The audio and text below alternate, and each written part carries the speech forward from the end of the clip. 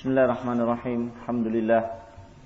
Wassalatu wassalamu ala Rasulillah wa ala alihi wa sahbihi wa man walah, amma ba'd. Fa inna asdaqal hadithi kitabullah wa khairal hadi hadi Muhammadin sallallahu alaihi wa alihi wasallam. Wa syarrul umuri muhdatsatuha fa inna kulla muhdatsatin bid'ah wa kulla bid'atin dhalalah wa kulla dhalalatin finnar, thumma amma ba'd. Ikhwani fid din, a'azzakumullah. Walhamdulillah biiznillahi jalla wa'ala, pada malam yang berbahagia ini kita kembali pada pembahasan kita dari kitab At-Tafsil fi Talab al-Ilm Syekh Muhammad Bazmul hafizahullahu ta'ala. Masih dalam al-aslul awal, asas yang pertama dari 9 asas yang akan disebutkan oleh beliau hafizahullah di dalam meletakkan atau menempuh dasar-dasar dalam talabul ilm. Nah, asal yang pertama yaitu bahwasanya wajib atas setiap muslim menuntut ilmu di dalam perkara-perkara yang menopang kewajiban-kewajibannya dalam beribadah kepada Allah Subhanahu wa taala. Nah, maka segala ilmu yang bisa menegakkan kewajiban-kewajiban hamba dalam beribadah kepada Allah, maka ilmu itu adalah fardun wajibun. Adapun yang lebih dari itu, maka masuk dalam bab fardu kifayah atau dalam bab mustahabbat wal fadail, dalam bab sunnah atau keutamaan. Nah, kemudian dijelaskan oleh beliau hafizahullah bahwa yambani ala hadzal asl al-umur at-taliyah. Yambani ala hadzal asli al-umur at-taliyah. Bahwasanya terbangun di atas asal ini beberapa perkara. Terbangun di atas asas yang pertama ini beberapa hal. Yang pertama tentang hukmul wujub, tentang hukum wajibnya menuntut ilmu. Wa hadza yata'allaqu bil muslim al mukallaf. Fa in kana saghiran fa 'ala walidayhi ta'limahu umur dinihi allati yahtajuha. إذ يقول صلى الله عليه وسلم كلكم راع وكلكم مسؤول عن رعيته. Perkara hukum wajib ini adalah terhadap muslim yang mukallaf, menuntut ilmu yang wajib ini adalah terhadap muslim yang mukallaf. Nah, yakni muslim yang telah baligh. Muslim yang telah baligh, telah mencapai usia dewasa, yang telah ditaklif, telah diikat oleh Allah Subhanahu wa taala dengan syariat-syariatnya di dalam menegakkan yang wajib-wajib, meninggalkan yang haram-haram. Nah, adapun muslim yang belum sampai tingkatan taklif mukallaf, yakni yang masih usia kecil, fa'ala walidayhi ta'limahu umur dinihi allati yahtajuha, maka wajib atas kedua orang tuanya untuk mengajarkan kepada anaknya tersebut perkara-perkara agama yang dibutuhkannya, perkara din yang dibutuhkan oleh anak tersebut adalah merupakan kewajiban atas orang tua untuk mengajarinya. Karena Rasulullah sallallahu alaihi wasallam bersabda, kullukum ra'in wa kullukum mas'ulun an ra'iyatihi, bahwa seluruh kalian adalah ra'in, pemimpin, dan setiap kalian akan diminta pertanggungjawabannya atas kepemimpinannya. Nah, maka di sini penulis hafizahullah mengambil istinbat dalil bahwasanya kalau anak itu masih kecil, pada dirinya tidak wajib untuk menuntut ilmu, belum sampai pada tingkatan wajib. Akan tetapi yang wajib adalah atas kedua orang tuanya, yaitu terbatas pada perkara-perkara agama yang dibutuhkan oleh anak tersebut, maka itu adalah merupakan kewajiban kedua orang tua. Artinya orang tua berdosa kalau tidak ada upaya untuk mengajarkan kepada anaknya yang masih kecil tadi. Nah, ini juga adalah sesuai dengan hadis yang ma'ruf yang Rasulullah sallallahu alaihi wasallam sabdakan dalam perkara salat, muru auladakum bis salati wa hum abna'u sab' wadribuhum wa hum abna'u 'ashar. Perintahkan anak-anakmu salat pada umur 7 tahun dan pukul pada umur berapa? 10 tahun. Nah, di sini menunjukkan bahwasanya Rasulullah sallallahu alaihi wasallam memerintahkan pada orang tua untuk mengajari anaknya itu cara salat. Ya, pada umur 7 tahun. Diajari untuk menegakkan salat, tentunya masuk di dalamnya mimbabil aula, masuk di dalamnya dalam bab yang lebih utama adalah mengajari cara salat tersebut. Kemudian pada umur 10 tahun, kalau dia enggan maka dipukul. Sekalipun itu belum mencapai usia balik, tapi masih dalam usia mumayyizah. Masih dalam usia mumayyiz, yakni 7 tahun ke atas. Sebelum balik, 7 tahun sampai mencapai usia balik. Nah, maka ini juga dalil yang sangat jelas apa yang disebutkan oleh penulis di sini hafizahullahu taala, bahwasanya kalau anak itu masih kecil, yang wajib untuk mengajarkan ilmu itu adalah atas kedua orang tuanya. Adapun anak yang sudah mukallaf, maka wajib atas dirinya sendiri untuk apa? Menuntut ilmu, untuk menuntut ilmu yang bisa menegakkan kewajiban-kewajibannya kepada Allah Subhanahu wa taala. Seperti salat adalah perkara yang wajib. Maka setiap muslim yang mukallaf, dia tidak mampu untuk mendirikan kewajibannya dalam beribadah salat kecuali dia harus mempelajari ilmu tentang salat. Maka berarti wajib atasnya, wajib atas muslim yang mukallaf tersebut. Nah, kalau masih kecil, maka yang wajib adalah atas kedua orang tuanya.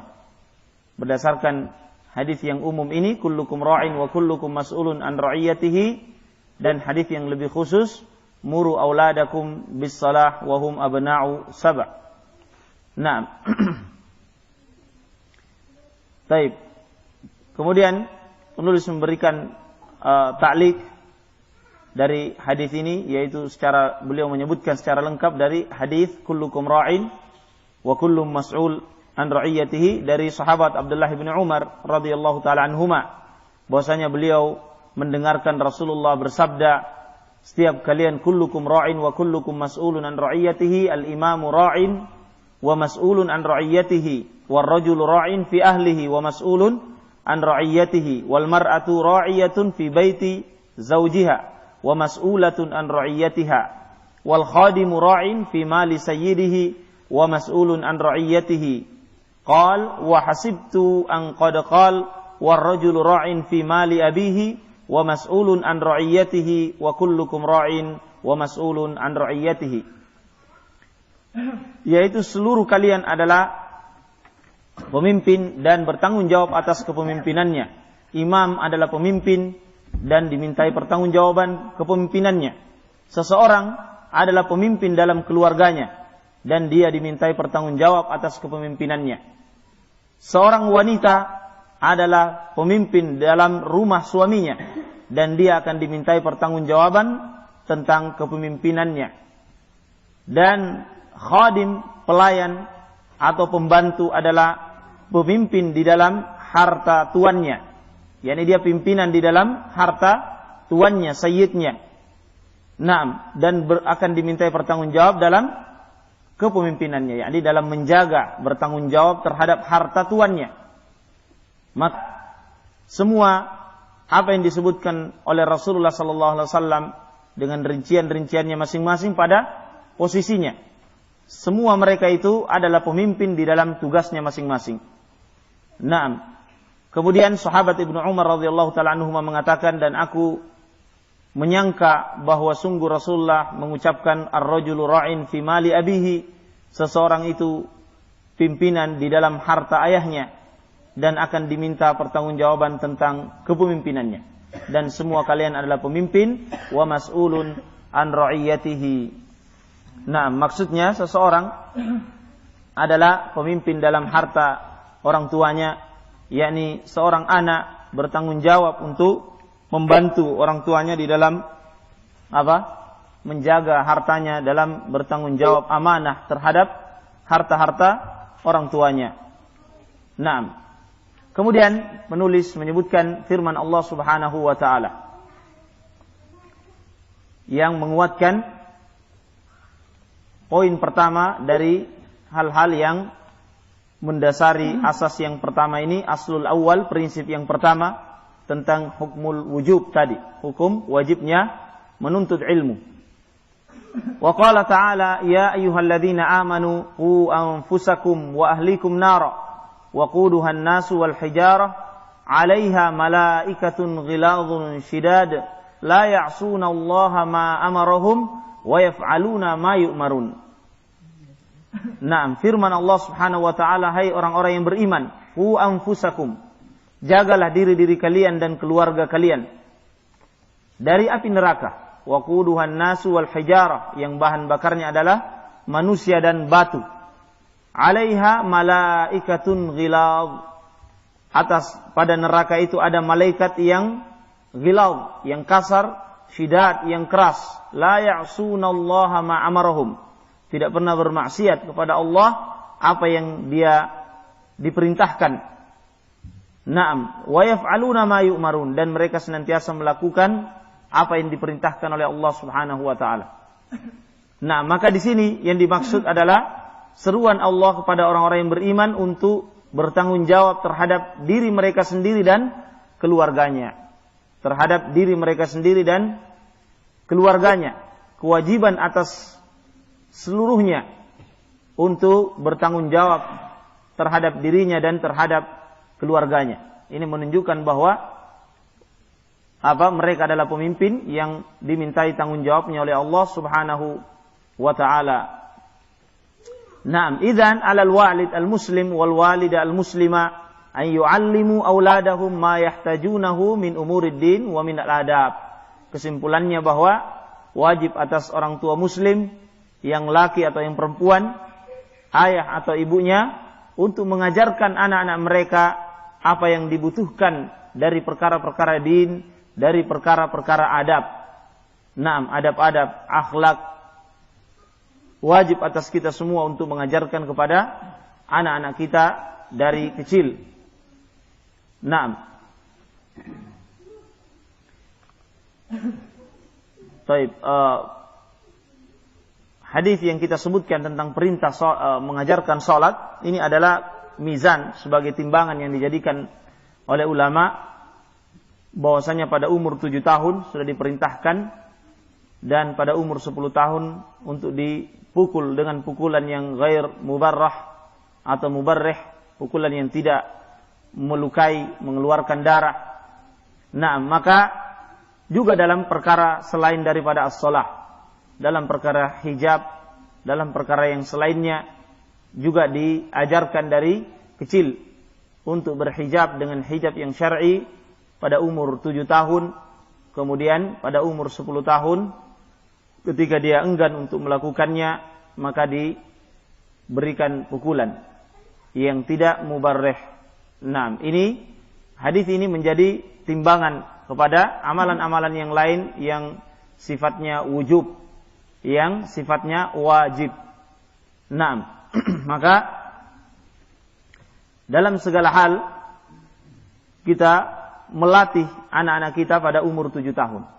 Adapun dalam perkara cadar, ya, dalam hijab yaitu cadar, sebagian asatidzah mengajarkan, bagi yang berpendapat wajib tentunya menerapkannya untuk diajarkan sedini mungkin dalam umur 7 tahun. Tetapi bagi yang berpendapat sunnah, maka tidak demikian. Ya, cukup hijab yang syar'i selain dari muka dan telapak tangan. Terlebih lagi pada kondisi-kondisi urf yang bisa menimbulkan fitnah, maka bagi yang berpendapat sunnah tidak pantas untuk menerapkan pada umur 7 tahun cadar tersebut, kecuali bagi yang berpendapat wajib, karena fitnahnya, darornya lebih besar. Dan tidak boleh kita menempuh sesuatu sunnah kemudian meninggalkan mendatangkan madarat yang lebih besar. Ini yang terdapat perselisihan, silang pendapat di kalangan asatidzah di Indonesia ini, atas dasar apa yang saya sebutkan, yaitu berasal dari timbangan hadis perintah untuk melakukan salat pada umur 7 tahun. Dan dikiaskan pada amalan-amalan wajib yang lainnya. Di antaranya adalah hijab. Maka bagi yang berpendapat wajib, itu adalah sesuai dengan kaidah, yaitu pada umur 7 tahun sudah diajarkan kepada anaknya. Bagaimana sekarang sebagian kita, kebanyakan ya, anak-anaknya yang masih 3 tahun, 4 tahun sudah dipakaikan cadar. Kalau pada masyarakat yang selain daripada kalangan ahlus sunnah, tentunya ini menimbulkan fitnah. Dan belum sampai pada umur 7 tahun. Ya. Maka wallahu alam, menurut ana sendiri berdasarkan dengan hadis ini menyelisihi sunnah Rasulullah sallallahu alaihi wasallam. Tidak pantas untuk kita menerapkannya pada di bawah umur 7 tahun. Ya, sekalipun kita berpendapat wajib, kalau di kondisi urfnya masyarakat itu bisa menimbulkan fitnah. Kecuali di kalangan ahlus sunnah, di masyarakat ahlus sunnah, seperti misalnya saudara kita di veteran yang sudah keumumannya mereka ahlus sunnah. Atau misalnya nanti di perkampungan sini, di kaplingan kita yang 2 hektar, rata-rata ikhwah-ikhwah semua, tidak ada masalah. Ya, tidak menimbulkan fitnah. Adapun antum sendiri, kemudian di sekeliling antum masyarakat umum, di anak kita perempuan umur 3 tahun atau 4 tahun dikasih cadar, tentu ya, jangankan orang awam, sebagian kita saja sudah mengatakan ini tasyaddud, ini berlebih-lebihan. Apalagi orang awam. Ini bisa menjadi sebab untuk ditolaknya dakwah. Ini wallahu alam ra'yu, pendapat ana. Adapun ustaz yang lain wallahu alam bissawab. Baik. Kemudian maka kesimpulannya bahwa wajib atas setiap muslim, orang tua muslim yang lelaki atau yang perempuan, untuk mengajarkan anak-anak mereka perkara yang dia butuhkan dari agama ini dan dari perkara-perkara adab, akhlak, suluk yang baik untuk diajarkan kepada anak-anak kaum muslimin. Kemudian yang kedua, kata penulis hafizahullah, wa ala talib al-ilm an yuqaddima tahsila ma yajibu alaihi ala ma yustahab wa ishtighaluhu bil mustahabbat wa idha'ah واشتغاله بالمستحبات وإضاعة الواجبات هو من زيوف طلب العلم وعوائقه وكم هو تقصير الذي يطلب المستحب ويترك الواجب. Wajib atas talabul ilm untuk mendahulukan ilmu yang wajib daripada yang sunnah. Sebagian yang sibuk dengan yang sunnah, melalaikan yang wajib. Ini termasuk kesalahan di dalam talabul ilm, termasuk perkara aib. Termasuk pelanggaran-pelanggaran di dalam talabul ilm. yaitu mendahulukan yang sunnah, melalaikan yang wajib. Berapa banyak yang melakukan yang terjatuh dalam hal yang seperti ini? Kata beliau hafizahullah, ini adalah taksir, kekurangan ya pada talabul ilm, pada talibul ilm, mendahulukan yang sunnah dari yang wajib. Maka hendaklah kita mengetahui mana perkara-perkara yang wajib untuk kita dahulukan dan mana perkara-perkara sunnah yang kita akhirkan. Naam. Fatara ba'dhum yatakallamu fi masailil lughah wan nahwi wal mustalah wal balaghah wal usul wa huwa la yuhsinu an yatawadda wudu'a Rasulillah sallallahu alaihi wasallam wa la yuhsinu an yusalli kama kana sallallahu alaihi wasallam yusalli. Wa qis ala hadza. Naam, engkau melihat sebagian mereka berbicara dalam masalah-masalah lughah, bahasa, nahwu, dengan berdalam-dalam, mustalah, bahkan balaghah, usul fiqh. Naam. Sebagian seperti orang-orang NU banyak yang menguasai usul balaghah, yang menghafalkan bahkan syair-syair yang sangat sulit. Ya, tetapi ternyata ditanya tentang cara wudunya Rasulullah, tidak tahu cara wudunya Rasulullah. Itu bisa dilihat dalam prakteknya dia. Praktek berwudu sangat menyelisih cara praktek wudunya Rasulullah sallallahu alaihi wasallam. Padahal dia adalah orang yang ahli bahasa, ahli lughah. Nah, menguasai tingkatan-tingkatan bahasa. Demikian pula dalam salat. Demikian pula di dalam salat. Ternyata salatnya amburadul, menyelisih sunnah Rasulullah sallallahu alaihi wasallam. Maka ini adalah termasuk awaik, ya, pelanggaran-pelanggaran, aib-aib di dalam talabul ilm, kesalahan-kesalahan di dalam menuntut ilmu. Naam, maka hendaklah kita mengetahui mana perkara nahwu, bahasa yang penting, yang wajib kita ambil. Kemudian yang selebihnya adalah sunnah. Ya, kita akhirkan, kita ambil ilmu yang selainnya yang sifatnya wajib. Ya, misalnya ilmu akidah, ilmu fikih yang berhubungan dengan salat, dengan puasa Ramadan, dengan zakat, kita dahulukan. Kemudian setelah kita memahaminya, kita berpindah. Boleh kita kemudian menempuh yang sunnah-sunnah tadi dari memperdalam bahasa. Nah, ini aib ya, dan ini banyak, bahkan di nasallallahu salam wal afiyah di Jamiatul Islamiyah sendiri, khususnya dalam fakultas bahasa. Nah, mereka isbal, cukur jenggot, merokok, sementara mereka pelajari bahasa selama 4-5 tahun. Khusus kuliah bahasa dengan tingkatan-tingkatan lughah, balaghah. Maka ini adalah termasuk awaib. Ya. Termasuk aib, pelanggaran di dalam talabul ilm, tidak menempuh marhala-marhala yang benar, tidak ada ta'sil di dalam talabul ilm. Nah, ini juga ya yang banyak terjadi. Sebagian ahlus sunnah belum pernah belajar ya ta'sil, sudah melangkah pada tingkatan yang sangat tinggi dalam hal jarah wa ta'dil. Nah, menghizbikan, menjarah ini dan itu, padahal belum pernah belajar. Ya, belajar melalui bacaan sendiri atau melalui ustadznya dalam sebagian kaidah-kaidah menghizbikan, kemudian ikut-ikut. Nah, ini termasuk aib yang besar, ya, yang tidak ada ta'sil dalam talabul ilm. Maka ini penting bagi setiap ahlus sunnah wal jamaah, setiap salafiyin. Baik, kemudian yang ketiga, ala talabul ilm alla yukhalif walidayhi birrihlati li talabul ilm alladhi huwa binisbati ilayhi minal mustahabbat.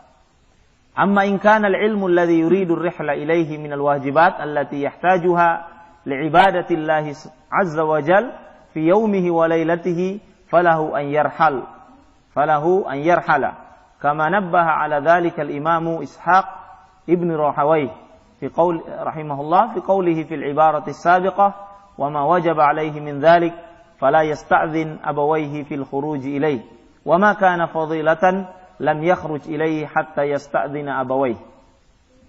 Naam, wajib atas talabul ilm untuk tidak menyelisihi kedua orang tuanya dalam rihla, dalam keluar mencari ilmu yang sifatnya sunnah. Wajib atas talabul ilm untuk tidak menyelisihi, menantang kedua orang tuanya untuk memaksakan rihla keluar menuntut ilmu yang sifatnya ilmu yang sunnah. Nah, kenapa? Karena mentaati kedua orang tua wajib. Ilmu yang sunnah adalah sunnah. Maka tidak boleh mendahulukan yang sunnah dari yang wajib. Nah, adapun kalau ilmu itu sifatnya adalah wajib, yang dibutuhkan oleh muslim tersebut di dalam menegakkan kewajiban-kewajibannya dalam beribadah kepada Allah pada setiap harinya, maka baginya untuk keluar tanpa harus meminta izin, sekalipun dilarang oleh kedua orang tuanya. Dia tidak wajib untuk taat, bahkan baginya untuk tetap mencari ilmu tersebut, keluar tanpa minta izin dan tanpa taat pada kedua orang tua sekalipun dia melarangnya dalam perkara-perkara ilmu yang sifatnya wajib, ya, yang sifatnya wajib. Kaidah ini telah disebutkan oleh Imam Ishaq ibnu Rahawai rahimahullahu taala dalam ucapan yang telah terdahulu, yaitu apa yang wajib atas talabul ilm, maka tidak ada izin terhadap kedua orang tuanya untuk keluar dalam menuntut ilmu tersebut. Tetapi apa yang sunnah, maka tidak boleh dia keluar hingga dia minta izin pada kedua orang tuanya. Ini ucapannya siapa? Imam Ishaq ibni Rahawai rahimahullahu ta'ala. Naam. Siapa beliau? Termasuk gurunya siapa? Imam Bukhari rahimahullah. Naam. Beliau menyatakan demikian tentunya dengan qawaid, dengan kaidah, yaitu bahwa yang wajib lebih hak Allah Subhanahu wa taala, ya, lebih didahulukan daripada hak kedua orang tua. Nah, adapun perkara yang sunnah tidak boleh lebih didahulukan daripada perkara yang wajib. Ini jelas. Nah,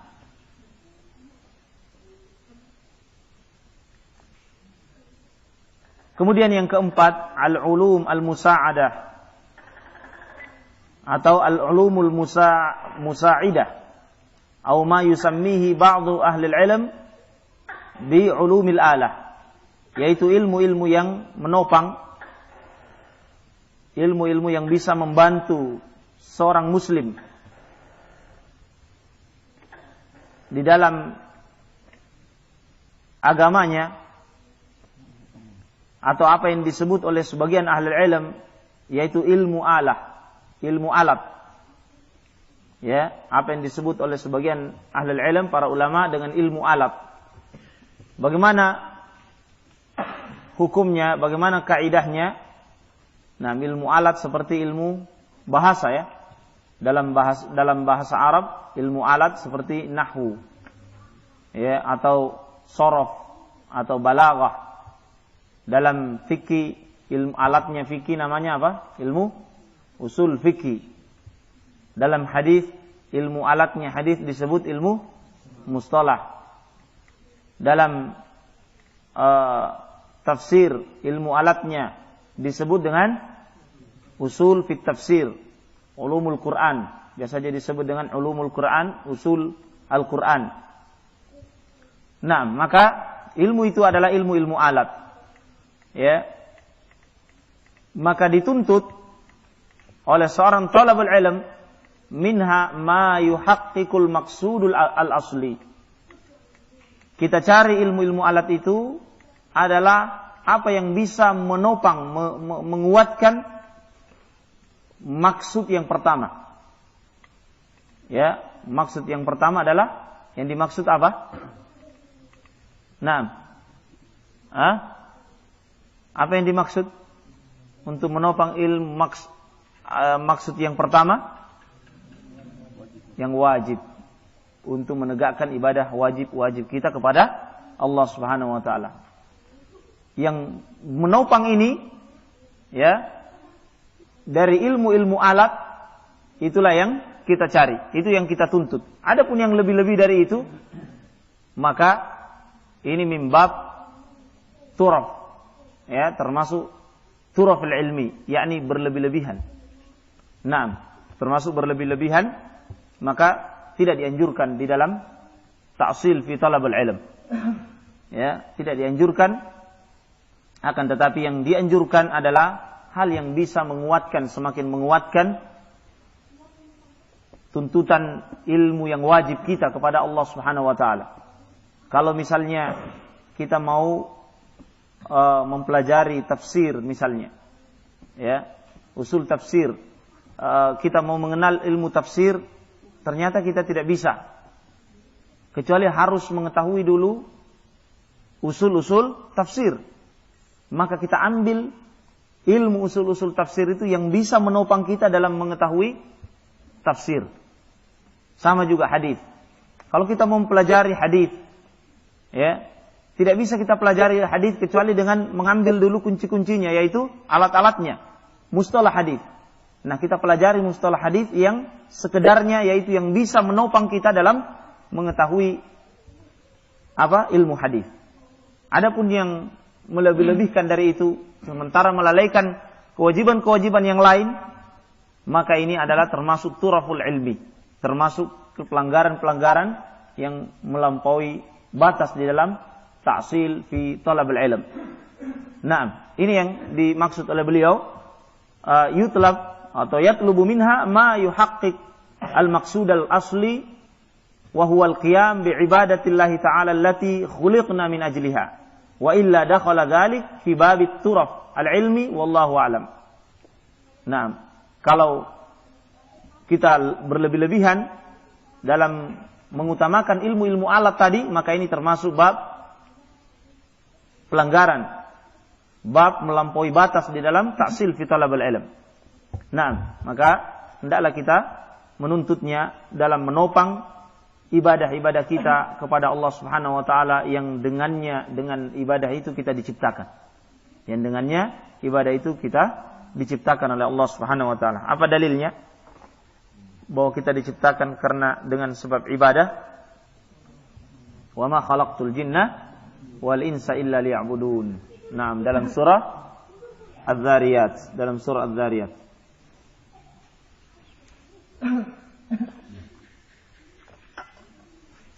Baik. Fala yutlabu man talaba ilman nahwi an yakuna kasibawai. Ya. Wa man talaba al-lughata an yakuna kal Khalil wal Azhari. Wa man talaba al-balagha an yakuna kal Jurjani. Yakfihi min kulli dhalik ma yahtajuhu li fahmi al-Qur'an was sunnah wal qiyam bima aujabahu Allah alaihi min ibadatihi.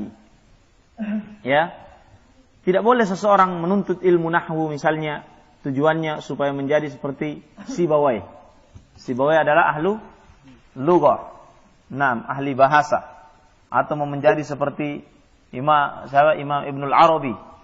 Ya, atau mau menjadi seperti imam siapa yang kita kisahkan ilmu nahwu? Imam Al-Kisai. Naam, yang melihat semut yang awalnya menuntut ilmu nahwu tidak paham-paham. Akhirnya dia melihat semut itu membawa makanannya naik ke tembok, jatuh, diulangi lagi, jatuh, sampai berhasil semut itu. Akhirnya beliau mengambil ibrah dari situ bahwasanya itu binatang. Kalau manusia lebih mampu lagi karena punya akal. Maka dia kembali untuk mengulangi ilmu itu dengan sabar, dengan istimrar, ya, dengan terus menerus dan sabar dan yakin. Dengan terus menerus yang dibangun di atas sabar dan yakin. Ya, kalau tidak ada sabar, tidak ada yakin, seseorang tidak akan bisa meneruskan ilmunya. Tidak bisa istimrar. Karena dengan sabar dia akan melalui segala rintangan-rintangan. Dengan yakin dia akan bersemangat, ya, untuk menuntut ilmu tersebut terus menerus dengan yakin. Artinya yakin ada harapan, yakin bahwa ini tidak sia-sia, tidak akan disia-siakan oleh Allah. Pasti akan ada akibat yang baik hasilnya di dunia ini, terlebih-lebih di yaumul qiyamah. Nah, ini yang kebanyakan lalai darinya kaum muslimin, sehingga tidak istimrar dalam talabul ilm karena dua ini, tidak adanya sabar dan yakin. Yang dengan sabar dan yakin ini Allah Subhanahu wa taala apa dalam Al-Qur'an? Dengan sabar dan yakin Allah menjadikan imamah, kepemimpinan dalam agama ini. Terbentuknya kepemimpinan dengan sabar dan yakin ini. Mana dalilnya? Wa ja'alna minhum a'immatan yahduna bi amrina lamma sabaru wa kanu bi ayatina yuqinun. Nah, Syekhul Islam Ibnu Taimiyah berdalilkan ayat ini firman Allah Subhanahu wa taala, wa ja'alna minhum, dan kami jadikan di antara mereka a'immah, pemimpin-pemimpin, kepemimpinan dalam agama. Apa sebabnya? Bima sabaru. Wa ja'alna minhum a'immatan wa ja'alna minhum a'immatan yahduna bi amrina, yang mereka ini selalu memberi petunjuk terhadap perkara-perkara kami, terhadap syariat-syariat Allah. Lamma sabaru, karena sebab kesabarannya. Dan yang kedua, wa kanu bi ayatina yuqinun, karena sebab keyakinannya terhadap ayat-ayat kami. Syekhul Islam mengatakan dua sebab inilah kepemimpinan dalam agama bisa dicapai. Selain dari ini maka tidak akan bisa. Ya, kemudian Syekh Abdullah Al-Mar'i rahimahullah hafizahullah mengomentari dari keterangan Syekhul Islam, maka demikian pula dalam istimrar fil ilm, tidak akan mungkin bisa seseorang itu terus bersabar, terus menerus di atas tuntutannya terhadap ilmu kalau tidak dengan sabar dan al-yakin. Yakni dengan sabar dia akan merintangi segala rintangan-rintangan dalam menuntut ilmu, dan dengan yakin dia akan bangkit semangat, terbangkitkan semangatnya dengan harapan dari Allah Subhanahu wa taala di dunia ini dan terlebih di yaumul akhirah. Baik, saya kembali kepada Imam Al-Kisai rahimahullah, bahwasanya beliau adalah ahli nahwu, ya, menjadi imam nahwu karena sebab ibrah yang dia dapatkan tadi dari kisah semut. Ya, semut tadi. Nah, bangkit semangat beliau dengan sabar dan yakin, maka kemudian setelah itu beliau capai keimamahan di dalam ilmu nahwu, menjadi imam nahwu. Nah, akan tetapi kita, ya, para thalabul ilm, kita tidak dituntut untuk menuntut ilmu nahwu seperti agar kita menjadi seperti Imam Kisai, Imam Sibawai. Nah, karena di sana ada ilmu yang lebih penting kita dahulukan daripada memperdalam ilmu nahwu ini, ya, dan melalaikan yang wajib-wajib. Ini termasuk awaik, ya, pelanggaran di dalam menuntut ilmu. Kita juga tidak dituntut untuk mempelajari bahasa agar kita menjadi seperti Imam Al-Khalil, Imam Azhari, atau mempelajari balaghah agar menjadi seperti Imam Al-Jurjani, ahli balaghah. Nah, maka cukup bagi seseorang apa yang dia butuhkan untuk memahami Al-Quran dan Sunnah, apa yang dia butuhkan untuk menegakkan kewajiban-kewajibannya dalam beribadah kepada Allah Subhanahu wa taala. Ini aslu al-awwal, prinsip atau asas yang pertama yang dijelaskan oleh Syekh hafizahullahu taala. Kemudian prinsip yang kedua yang insyaallah kita akan lanjutkan pada pertemuan berikutnya, yaitu al-ilmul maqsud fil ayat wal ahadits huwa ilmu syar'i amma al-ulumul kauniyatu wat tabi'iyyatu wal waqi'iyyah fa innaha min babi furudil kifayat, yaitu ilmu yang dimaksud di dalam ayat-ayat dan hadis-hadis Rasulullah sallallahu alaihi wasallam adalah ilmu syar'i. Adapun ilmu-ilmu kauniyah, ilmu-ilmu tentang alam semesta, tentang keduniaan ini, wat tabi'iyyah, ilmu waqi'iyyah, ilmu waqi', kenyataan atau wawasan, fa inna min babi furudul kifayat. Ini paling tingginya adalah termasuk bab fardu kifayah. Ilmu syar'i adalah fardu ain. Ini aslu tsani, asas yang kedua yang akan dijelaskan oleh penulis hafizahullahu taala wa ra'ahu. Baik, kita akhiri dengan kafarah majelis. Subhanakallahumma bihamdik, asyhadu an la ilaha illa anta astaghfiruka wa atubu ilaik. Akhiru da'wana alhamdulillahi rabbil alamin.